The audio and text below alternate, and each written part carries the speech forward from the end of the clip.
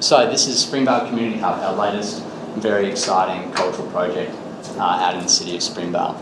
I'm going to set it up as a project that's in dialogue with the community, people of Springvale, the landscape, both immediate in collaboration with Rush Wright and Associates, and the extended landscape, and the context, both cultural and physical.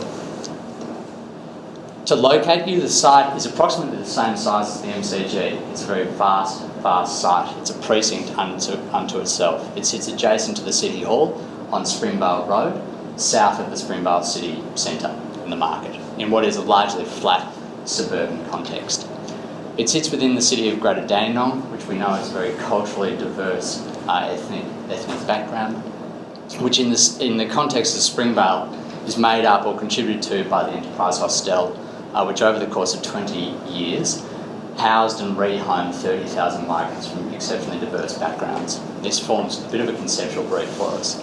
Some of those community members have become very prominent community figures. Here's the council as of last year, with extraordinary diversity of cultural background. This is a project, and this is why it's in urban, that seeks to extend these urban narratives in collaboration or communication with Mel Mitchell and the Spirit of Enterprise Group. This is a network of urban pillars which seek to extend and tell those narratives of migration in and around Springvale. We see the act in the mid-90s of two councils amalgamating as an act of cultural inclusivity, and this forms a bit of a conceptual brief for us, not just to form a library that is inclusive functionally, but one that is architecturally inclusive, where diversity and cultural identity are absolutely celebrated as cultural pride. This is the Dresses Your Building moment, where Jungian waves and odes to fallen heroes form new cultural promenades. So the subtext of our large master plan in collaboration with Rush Wright and Associates is a series of stratas or bands set up by the buildings that were on site pre the competition, the City Hall, the library and the council chambers. A series of suburban, civic and community bands essentially form a moment in time where the composition of the community can take place and the location of our building can start to form. Overlaid with that is this extended narrative of the vegetation found on site, the migrant and native trees, and at the centre of the site a large community green or green network that sits adjacent to the City Hall and envelops and starts to erode and include the language of our architecture. Landscape, architecture, urbanism, all intertwined and interlinked. And loosely, the migrant path, as we refer to it, encompasses all of these bands. It takes you on a journey, a migrant journey, through and into the building and across that diverse landscape of spaces. And of course, at the centre of that landscape and the centre of the building, the ancient 150-year-old River Red Gums entirely set the scene. They set the scene both day and night. This is a photo taken on the first movie night out there last week. And they set the scene throughout the library. This is the reading terrace up on level 1, where you can come from the library out, grab a breather and sit in the dappled canopy of those trees. This is the site plan as built as of a few weeks ago, where we can start to break down and see the catalogue of spaces, the exceptional diversity of landscape, of soft, of hard, of active, of passive, of architectural, of urban, of garden, of infrastructure play out.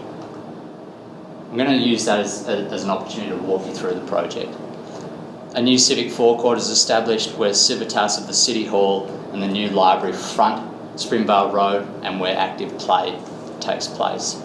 Where kids are at the centre of everything that we do on site, here a water play moment at the entry to the library. We're connecting again to that story of the Enterprise Hostel, the Enterprise Rose, a new opportunity of a garden and the cultivation of that new species. Where a Hollywood moment, as James refers to it as, of civic pride sits adjacent to that Enterprise Rose garden. Where new public amenities, a toilet block, when nature calls, form new communal wash areas undercover with sedum rooms, and sacred spaces for contemplating life whilst on the throne. Where community performances, this instance a bandstand undercover, takes place. Where network of playscapes for young, for old, are soft and hard shaded and non-shaded in undulating landscapes. Again, this is a really important move, just lifting the landscape by 1.5 metres to form undulation on what is predominantly a very flat site is an important design move. Where soft and hard playscapes, sheltered, shaded, wet and dry. And the City Hall and the supper room from the 1950s form this civic backdrop to all the informal happenings that occur in the landscape. And where historical narratives, in this instance a collaboration with ourselves in material thinking, Paul and Edmund Carter, takes place, where the cultural narratives of migrant journeys to and from their origin points to the city of Springvale take place. Here there's a veranda type space along the northern facade. It's essentially in behind the veil. It's a colonnaded space, allows people to traverse from the eastern to the western side of the building. And in this instance, the facade folds up to create an informal performance stage. This is at 10 o'clock at night, just before the library is about to close. It's an exceptionally safe and inviting space all day round. Sorry, 2 minutes left. Thank you. On the western side, there's late night play. There's a wonderful cross-section of the demographic of Springvale if you take notice of the types of people that are using it during these stages of the day. And finally, to get into the interior, we start to imagine this site pre-colonisation, pre all of those buildings, as a lightly wooded terrain and the spring in Springvale meandering through our site. If we zoom in on the building zone, we use that vegetation not only to form the external envelope of the building, but to start to carve out lost form spaces. And if you quickly hold that thought, we can see how they start to form certain community halls within the space. The rest of the plan essentially operates around these three really important interior spaces: the technology hall, the community hall, and the exhibition hall. And all of those take clues from various elements of the context. The river red gums at the centre, the Enterprise Road, which you might have picked up on, and the City Hall adjacent in colour and form. To give you a quick look at those, they're all double-heighted, they're all top-lit, and they're all connected via staircases. The interior, like the exterior, is made up of many characters. There is a diversity of colour, of form, of movement, of scale, and of function. There are primary spaces, the halls, secondary spaces, and tertiary spaces, the community rooms, which run along the south and the eastern side of the building. And this gives you an example of that taxonomy of interior spaces that are on display out there. Finally, we think we set out to design a building of many characters. There are 4 facades. They all operate in very distinct ways. They all respond very distinctly to the immediate context in which they face. To walk you through those in 2 minutes or less, the vibrant community of Springvale Market, the colour, the vibrancy, the smells are all exhibited and in a moment of pride along Springvale Road. The suburban picturesque, as we all like to romanticise, is exhibited as an interface with suburbia on the eastern facade.